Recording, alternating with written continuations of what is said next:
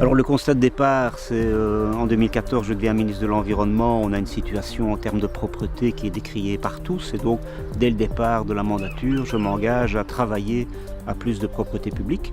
Nous établissons donc les premiers contacts avec à la fois les communes qui sont en charge du nettoyage, mais aussi avec les sociétés privées qui ne sont évidemment pas très heureuses de voir leurs emballages se retrouver au bord des routes. Et nous lançons la première opération grand nettoyage de printemps.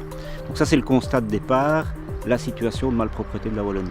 Et évidemment la réaction, ça a été aussi de mettre en place une structure qui de manière plus permanente puisse au quotidien s'occuper de propreté publique.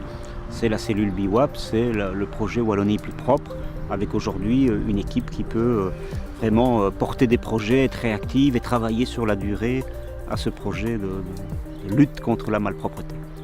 Les entreprises alimentaires n'aiment pas retrouver leurs emballages dans la nature et il était évident que le secteur FEVIA, Wallonie, devait s'impliquer dans BIWAP. Nous voyons des déchets sauvages sur nos parkings, près des magasins et ça nous gêne aussi.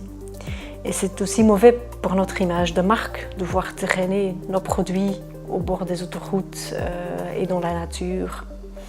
Et donc, en tant que secteur, nous partageons les préoccupations et les irritations des citoyens au sujet des déchets sauvages. C'est ainsi que nous avons pris un engagement ambitieux. C'est dans le cadre de notre engagement de lutte contre les déchets sauvages que la cellule BIWAP a été créée.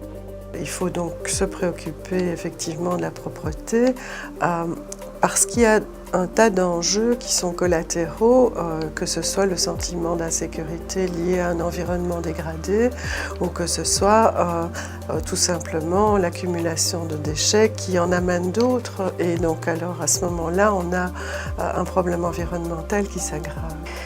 L'échelle régionale me semble être le bon niveau pour la création d'une telle cellule parce qu'il permet de mixer à la fois de la proximité en s'appuyant sur les partenaires locaux tout en donnant une visibilité générale aux problèmes. Et ce qui manquait peut-être, c'était un accompagnement régional structuré qui font qu'elles s'inscrivent dans une démarche commune et qu'elles ne sont pas isolées face aux problèmes.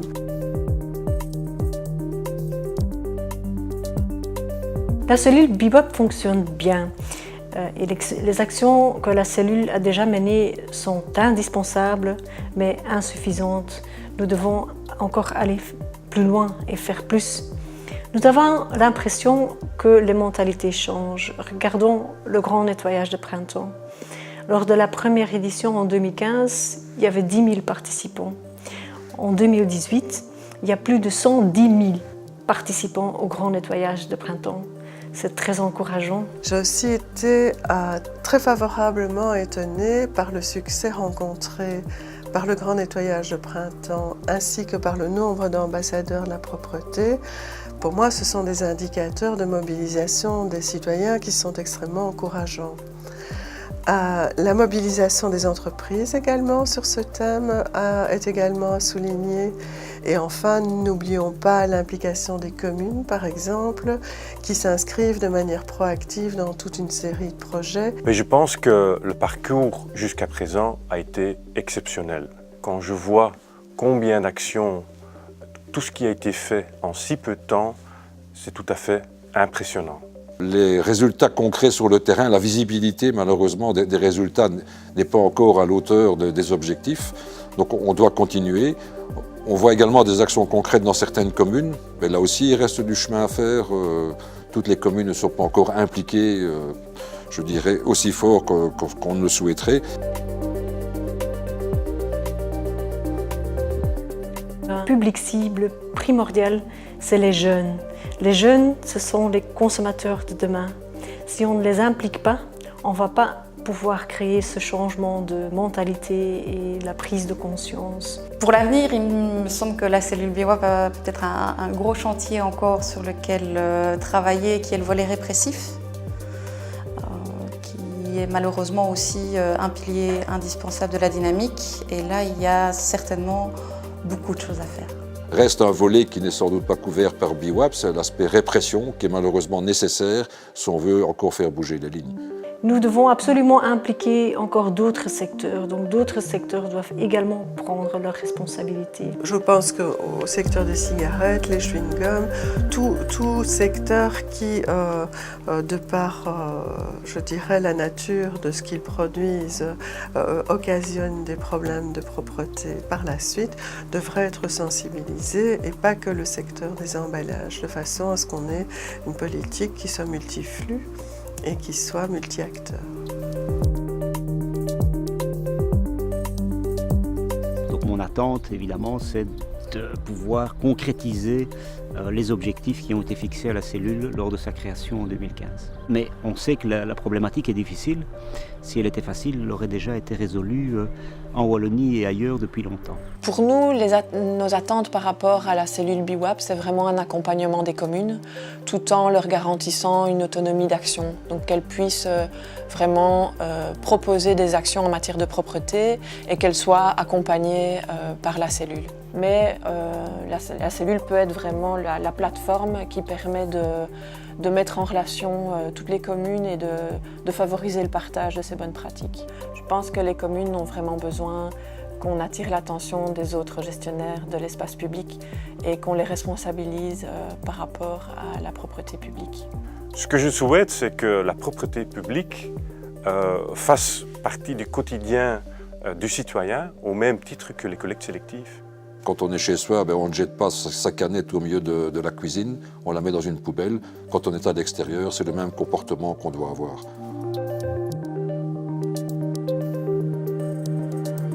Donc, ce que je souhaite, c'est que vraiment cette cellule continue à évoluer, à se développer et que l'action soit poursuivie au-delà de cette mandature. Ce n'est que sur la durée qu'on aura des résultats. Il ne faut pas s'attendre à un miracle en une année ou deux. Donc voilà, c'est une politique qui doit durer pour être efficace. Changer les mentalités, c'est un travail de très longue haleine. Changer les comportements, c'est ce qu'il y a de plus difficile. Mais à long terme, c'est aussi ce qu'il y a de plus efficace. Je pense que BWAP a encore du travail pour de nombreuses années devant lui. L'avenir de la cellule me semble assuré parce qu'elle développe ses activités en lien avec une problématique environnementale qui n'est pas prête de s'éteindre. Je crois qu'on aura besoin de la cellule encore pendant un certain temps, même si idéalement cette structure devrait être éphémère. C'est un combat de longue haleine. Ce n'est pas demain qu'on va solutionner le problème. Mais l'avenir de la cellule, qu'elle disparaisse le jour où la Wallonie sera et restera de nouveau propre.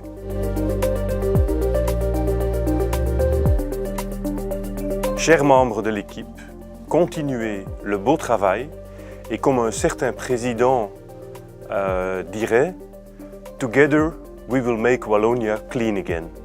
Restez créatifs, restez innovants, enthousiastes. Fevia Wallonie a besoin de vous. Gardez votre enthousiasme.